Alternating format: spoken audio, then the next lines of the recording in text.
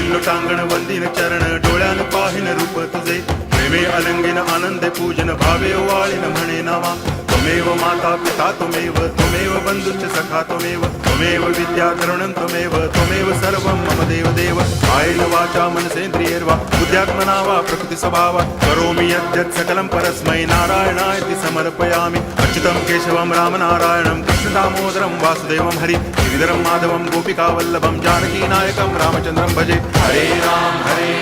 Ram Ram Hare Hare Hare Krishna